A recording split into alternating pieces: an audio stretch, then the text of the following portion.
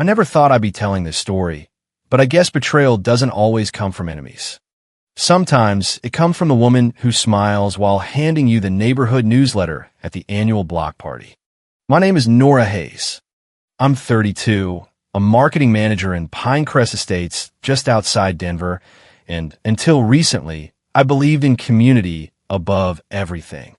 I don't have kids, but I've always been the neighbor who shows up with extra folding chairs, covers emergency dues when someone falls short, and Venmos the HOA fund before anyone even asks. My sister Karen would call me the responsible one, which in our HO, it was code for the one whose wallet we can always count on. Last Christmas, I opened my Chase Sapphire app and saw a $3,600 charge from Target and the Belmont Plaza Hotel, both made without my permission. I confronted my sister, who laughed and said, "You don't have kids. You owe the community." We needed help for the holidays. She had no idea what was coming. Growing up in Pinecrest Estates, our HOA dynamics were always complicated.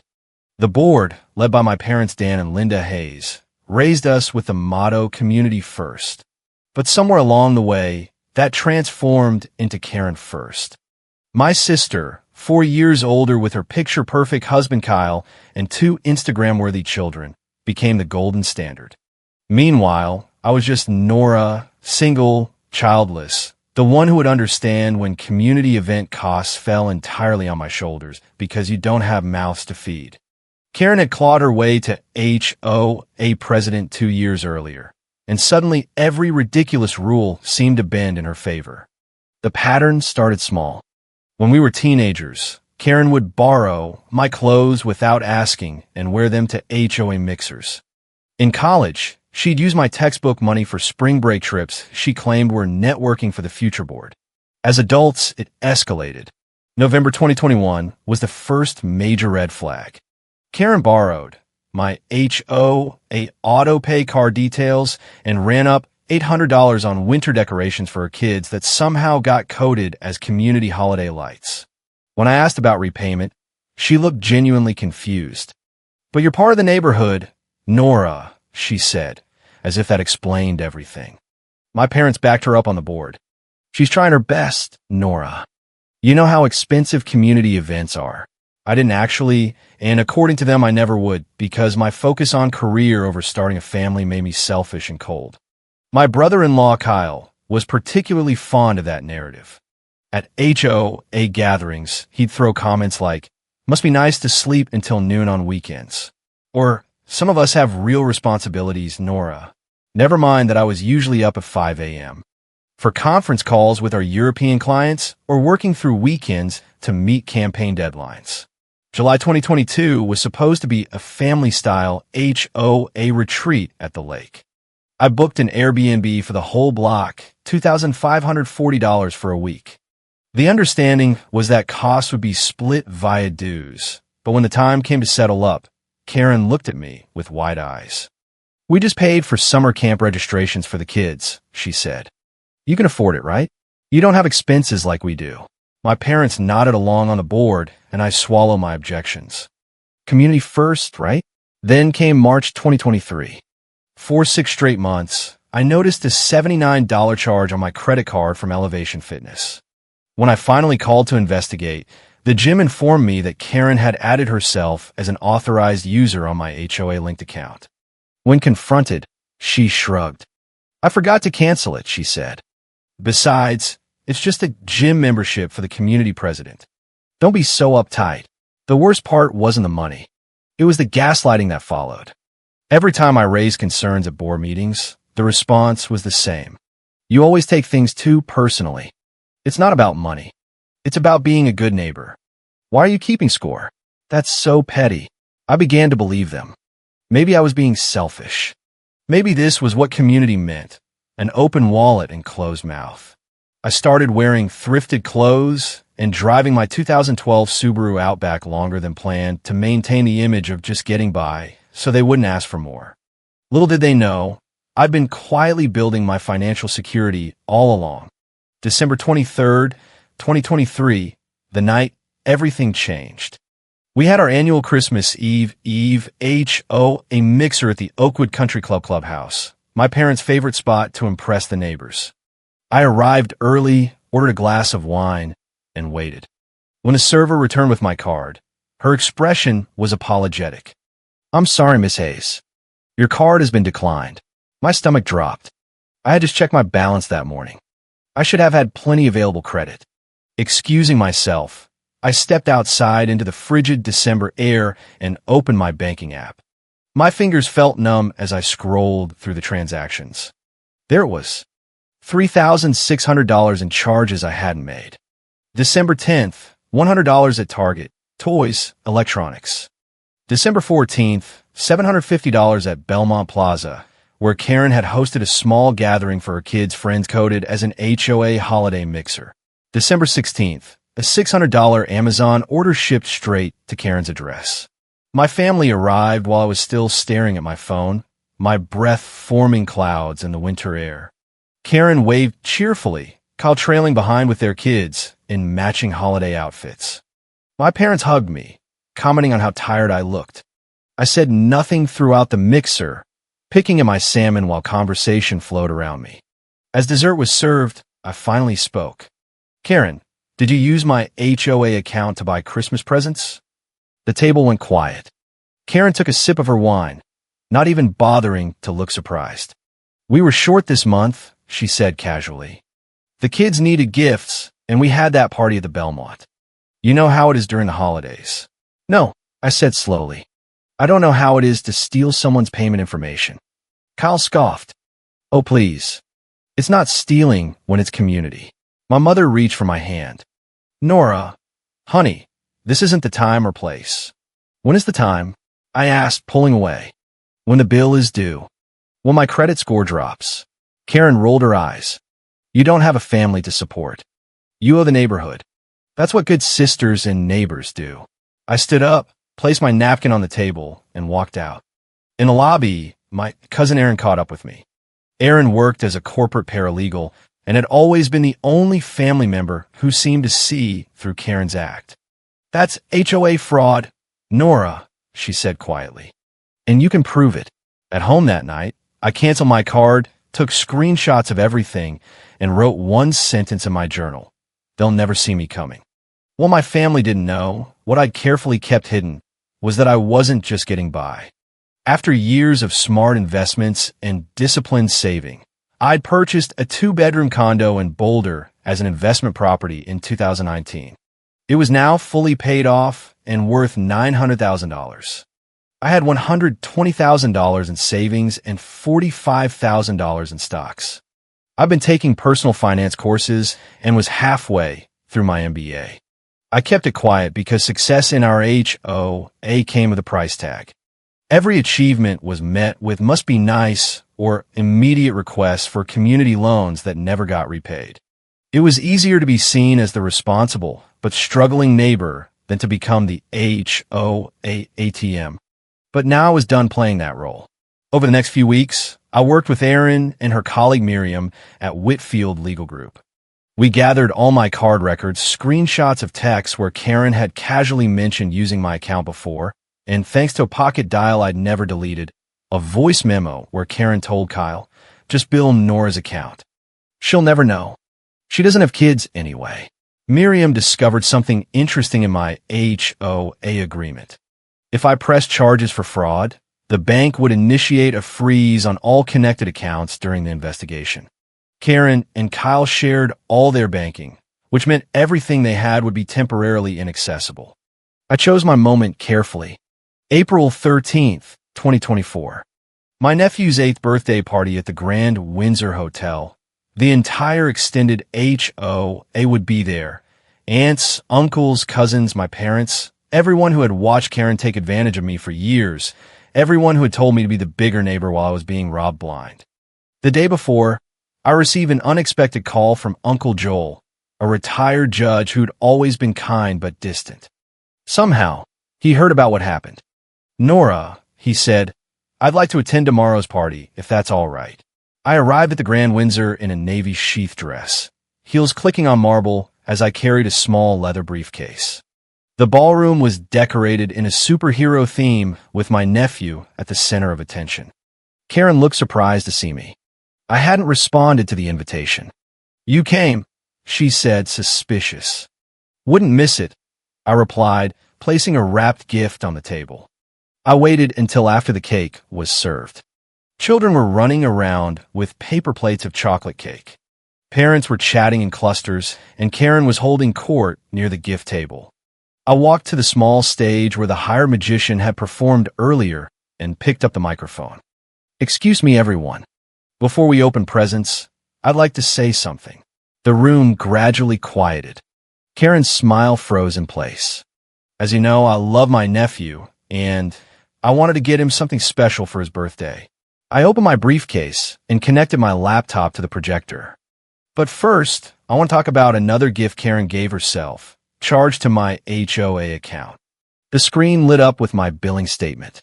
The Target, Belmont Plaza, and Amazon charges highlighted in red. Next came the delivery confirmation email showing Karen's address. Finally, the audio file. I pressed play. Karen's voice filled the room. "Just bill Nora's account. She'll never know. She doesn't have a life anyway." Kyle's response. "Won't she notice $3,000 missing?" Karen laughing. "She never checks until the bill comes. By then, what's she going to do? She's such a pushover." Gasps rippled through the room. Kyle stood up, his face red. "Turn that off." My mother rushed forward. "Nora, this isn't the time." "Actually," came Uncle Joel's voice as he stepped forward, "it is." He placed a folder on the table. I brought copies of the fraud complaint. Nora is well within her rights. Karen's face contorted. "You're tearing this community apart." I looked at her calmly. "No, Karen. You did that when you decided my bank account was your personal fund." Kyle lunged for my laptop. Aaron stepped between us, blocking him. "Don't," she warned. "It's already been submitted to the police."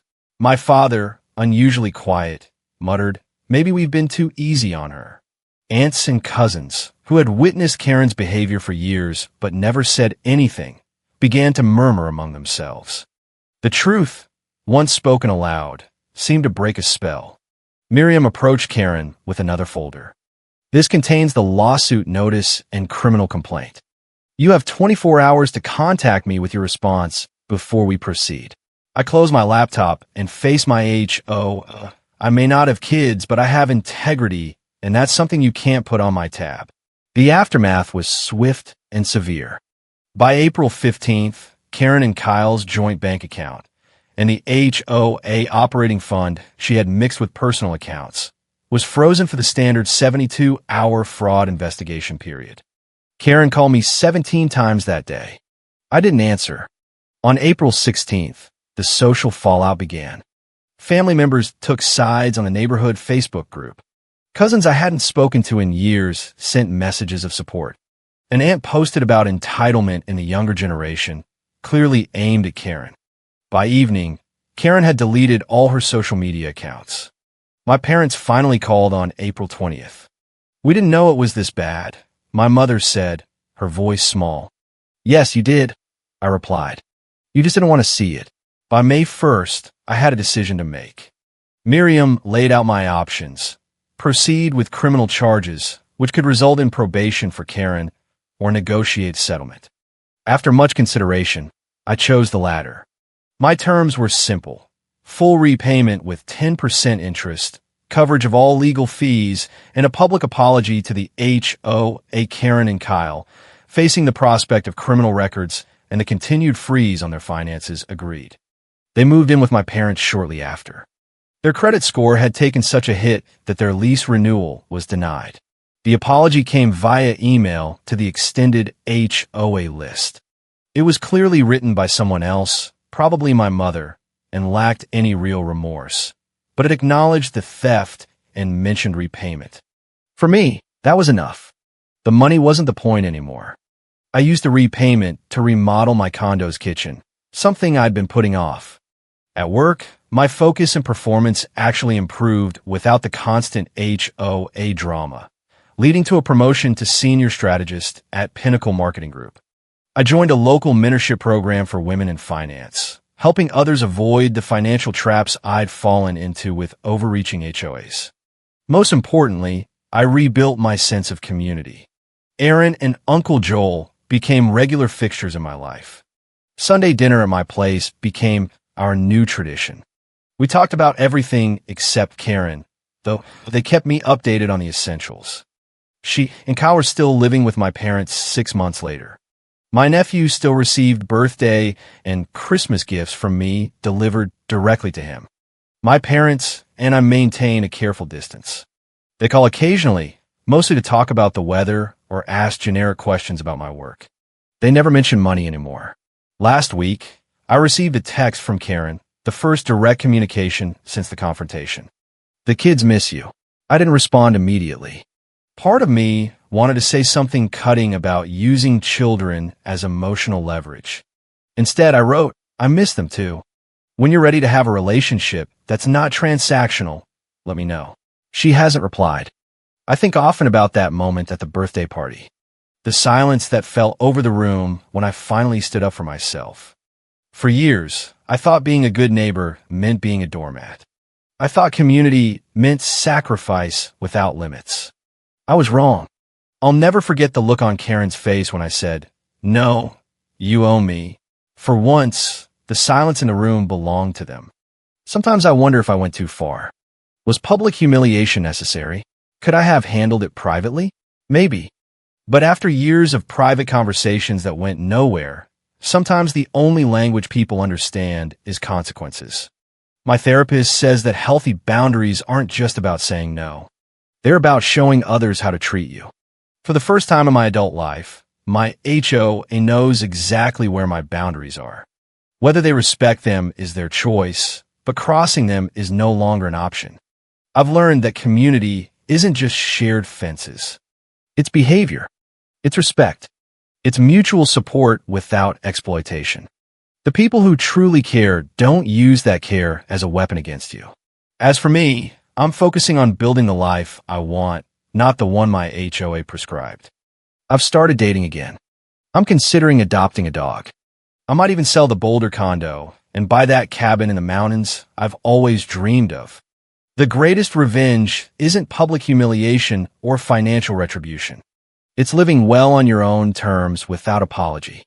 And that's exactly what I intend to do. It's been a year since the confrontation at the birthday party. Life has settled into a new normal that still sometimes feels strange, but increasingly right.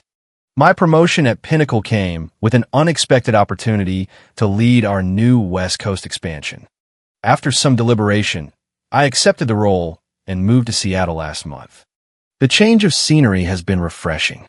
A city where no one knows me as Karen's responsible sister or the HOA bank. Here, I'm just Nora Hayes, senior marketing strategist with a passion for hiking on weekends and collecting vintage advertising prints. I did sell the Boulder condo, using part of the proceeds to purchase a modest but charming craftsman-style house overlooking Puget Sound. The rest went into my retirement account and a college fund for my nephew and niece. Despite everything, they shouldn't suffer for their parents' mistakes. Erin visits every other month. Turns out she always wanted to explore the Pacific Northwest. Uncle Joel sends handwritten letters with clippings from Colorado newspapers and updates on HOA gossip. He never mentions Karen directly, but I've pieced together that she and Kyle finally moved out of my parents' house and into a duplex on the less expensive side of town. Kyle took a second job at night, and Karen started selling skincare products in one of those multi-level marketing schemes. My parents called when I moved. The conversation was stiff but cordial. "Seattle is so far," my mother said, her voice tinged with something that might have been regret. "It's a direct flight," I replied, not offering more. "Your father and I have been thinking. Maybe we could visit sometime if you wanted." The old Nora would have immediately said yes, eager to smooth things over. The new Nora took a breath. "Let me get settled first," I said. "I'll let you know when I'm ready for visitors." 3 months later, I'm still not ready, and that's okay. Healing happens on its own timeline. The mentorship program I joined in Denver inspired me to start something similar here in Seattle. Once a month, I host a financial literacy workshop for young women at a local community center. I don't share my full story, but I do talk about the importance of financial independence and setting boundaries with loved ones, and HOAs. It's cathartic to see the recognition in their eyes when I say, your money is yours. Your time is yours. Your life is yours. Last week brought an unexpected development. A package arrived from Colorado. No return address, but the handwriting on the label was unmistakably Karen's. Inside was a small wooden box I recognized from our childhood home. It had belonged to our grandmother, who used it to store special mementos. Inside the box was a folded note and a check for $5,000, well beyond what Karen still owed me, according to our settlement. The note read, Nora, this isn't about money, though I know that's rich coming from me. Kyle and I are in counseling. It's helping me see things I didn't want to see before. I was jealous of you, your freedom, your success, your ability to make choices I felt I couldn't make. That's not an excuse. There's no excuse. I used you. I took advantage of your generosity and your love for my children. I told myself it was okay because you were my sister and that's what community does. I was wrong and I'm sorry. The enclosed check isn't repayment. No amount could repay the trust one broke. Consider it a fresh start. Use it, donate it, burn it. It's yours to decide. I miss my sister. Not her money or what she could do for me, but her. The girl who taught me to French braid my hair and stayed up all night helping me with science projects. The woman who never missed sending birthday cards with inside jokes only we understood. I'm not asking for forgiveness or even a response. I just wanted you to know that I understand now what I did, and I'm trying to be better. Karen, I stared at the letter for a long time. Emotions swirling too fast to name.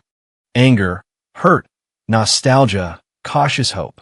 The Karen who wrote this letter sounded like the sister I thought I'd lost years ago. I haven't responded yet. Part of me wants to, the part that remembers bike rides to the corner store and late-night confidences before Karen met Kyle.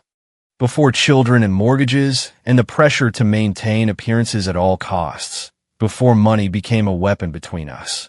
But another part remains wary. Words are easy. Sustained change is hard. Only time will tell if this is genuine growth or another manipulation. For now, I've deposited the check into a separate account. If Karen's change is real, maybe someday that money will fund a family reunion on neutral ground. If not, it will go to the community center where I volunteer. Either way, I'm at peace with my decision to establish boundaries. Some might call it revenge, but I see it differently now. It wasn't about making Karen suffer. It was about refusing to suffer myself any longer. Last night, I sat on my deck watching the sunset over the water. My phone buzzed with a text from a man I've been seeing, a kind, straightforward architect who knows my story and has never once made me feel guilty for prioritizing my career or financial security. Dinner tomorrow, that new Thai place finally opened. I smiled and typed back, sounds perfect, and it does. This new life built on honesty, respect, and real connection sounds absolutely perfect. I don't know what the future holds for me and Karen. Maybe someday we'll find our way back to being sisters in the true sense of the word. Maybe not. What I do know is that I'll never again confuse love with exploitation or sacrifice with surrender. Community should lift you up, not drain you dry. And sometimes the community you need isn't the one you were born into. It's the one you build. Relationship by relationship, boundary by boundary, truth by truth. As the last light faded from the sky, I raised my wine glass in a silent toast. To endings that become beginnings, to lessons learned the hard way, to the price of community and the value of self-respect. Some debts can never be repaid. Others were never owed in the first place. I'm finally learning which is which. Summer arrived in Seattle with a brilliance that made the Midwest summers of my childhood seem pale in comparison. The mountains stand crisp against blue skies, and the water of the Sound glitters like scattered diamonds. I've taken to paddle boarding on weekends, finding peace in the rhythm of movement and the gentle rocking of waves. Work continues to challenge and fulfill me. Last month, I landed Pinnacle's biggest client yet, a sustainable clothing brand looking to rebrand their entire marketing strategy. The CEO, a formidable woman in her 60s with silver hair and piercing eyes, told me she chose our firm specifically because of my presentation. "You understand authenticity," she said. "That's rare in this industry." I think about that comment often. Authenticity. For so many years, I hid parts of myself, my success, my ambitions, my boundaries to keep the peace in my HOA. The irony isn't lost on me that I now make my living helping brands show their authentic selves to the world. 3 weeks ago, my phone rang with a Colorado area code I didn't recognize. When I answered, a small voice said, "Aunt Nora, it's Alex." My heart contracted. "Hey, buddy," I said, trying to sound casual. "How are you? Mom said I could call you. Is that okay?" I swallowed hard. "Of course it's okay. You can call me anytime." What followed was 10 minutes of eager updates about school, his new soccer team, and a science fair project he was working on. No mention of the past year. No awkward questions about why I moved away. Just a child happy to talk to his aunt. Before hanging up, he hesitated. "Mom wants to know if she can call you sometime." I closed my eyes, thinking carefully about my response. "Yes," I finally said, "she can call me." The next day, my phone rang again. "Karen." Our conversation was stilted at first, both of us carefully avoiding landmines of past hurts. She told me about her new job at a local library. Not glamorous, but I like it, and how she'd finally quit the skincare MLM. What was I thinking? Kyle had been promoted at his main job, allowing him to drop the second one. They were making ends meet, she assured me. No credit card debt. "Alex loved talking to you," she said. "He's been asking about you for months." "I've missed him," I admitted. "And Lily too." A pause. "Then, would you maybe consider a video call sometime so they could see you?" I agreed to a call the following Sunday. When the time came, I found myself oddly nervous, changing my shirt twice before sitting down at my computer. The screen lit up with 4 faces: Karen, Kyle, Alex, and 7-year-old Lily, her front tooth missing. "Aunt Nora," Lily squealed. "Do you live in the Space Needle?" I laughed, tension breaking. "Not quite, but I can see it from certain parts of the city." The kids dominated the conversation, showing me art projects and performing a choreographed dance they'd been working on. Karen watched them with a soft smile I remembered from before the entitlement and resentment took over. Kyle surprisingly seemed genuinely engaged, asking thoughtful questions about Seattle and my new role. As the call was ending, Karen asked the kids to go get their drawings for me from the kitchen. Once they were out of earshot, she looked directly into the camera. "Thank you," she said simply, "for giving us another chance." I nodded, not trusting myself to speak. After that call, we established a routine. Video chats twice a month, text messages in between, small steps, careful ones. Karen sent photos of the kids at their activities. I mailed books and small Seattle souvenirs. We talked about surface things: the weather, work, neighborhood gossip, never money, never the past. Until last week, I was describing my new paddle boarding hobby when Karen suddenly said, "I think about that birthday party every day." The abrupt change of subject startled me into silence. "I deserved it," she continued. "Everything you did, you know that, right? I'm not angry about it anymore." "I'm not sure I did the right thing," I admitted. "Humiliating you publicly?" "No," she interrupted. "After years of me humiliating you privately, taking advantage, gaslighting you, you needed to be heard. Really heard. And none of us were listening." I thought about the months following the confrontation, the HOA divided.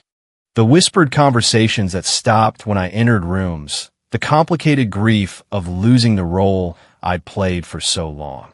"It changed everything," I said. "It needed to change," Karen replied. "I needed to change."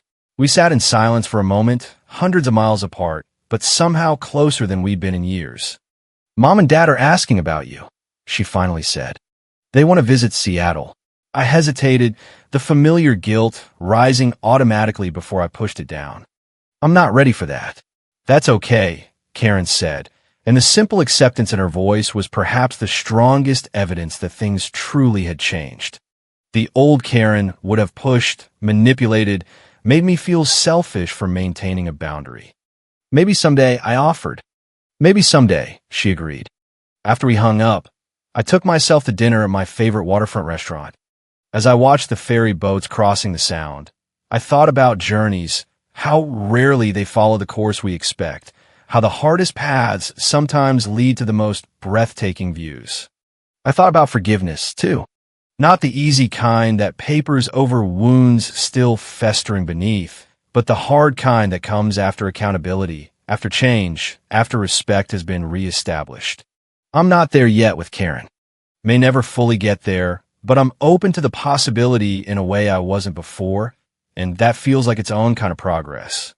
My architect, James, joined me for dessert, sliding into the booth with a kiss on my cheek and an easy smile that still makes my heart beat faster after 6 months of dating. "Good call with your sister?" he asked, stealing a bite of my chocolate mousse. "Better than expected," I said. We talked about the confrontation. He nodded, knowing the full story. Regrets, I thought for a moment, watching the lights of the city reflect on dark water. "No," I said finally. "Not regrets, but perspective. Maybe a year ago, I thought revenge would feel like triumph, like winning some battle. But it doesn't. It just feels like freedom. Freedom to choose what comes next," he offered. Exactly. What comes next? The question that used to terrify me now fills me with quiet excitement. For the first time in my adult life, my future isn't shaped by others' expectations or demands. My time, my resources, my emotional energy, all mine to allocate as I see fit. I've started researching volunteer programs in Ecuador for next summer, something I've always wanted to do, but could never justify spending money on when there were always HOA emergencies demanding my funds. James and I are discussing moving in together when his lease ends in the fall, a step I'm approaching with thoughtful deliberation rather than the people-pleasing impulse that drove so many of my past relationships. I'm considering writing a book about financial independence for women, drawing on both my personal experience and the stories I've collected through my mentorship program.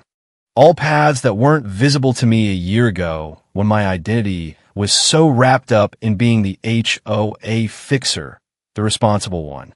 The bottomless well of support that somehow never ran dry. Sometimes revenge isn't about making others pay. Sometimes it's about refusing to pay any more yourself. Last night, I received an unexpected package. Inside was a framed photo of me with Alex and Lily from years ago. The three of us laughing as we built a ridiculous sandcastle on a Colorado lake shore. Karen must have dug through old albums to find it. There was no note, no request, no hidden agenda, just a memory of joy before complications set in. I placed it on my bookshelf next to a photo of my new Seattle friends and one of me on a mountain summit from last month's hike. Different chapters of my life side by side. I don't know if Karen and I will ever recapture the closeness we had as children.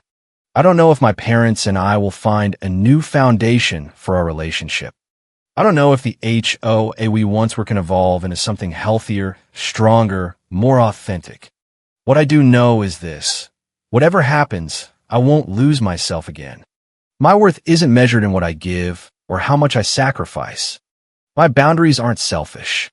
My success isn't something to hide. The price of community shouldn't be your self-respect. That's a bill I'll never pay again. As the sun sets on another day in my new life, I think about that moment in the clubhouse when I first saw the fraudulent charges on my account.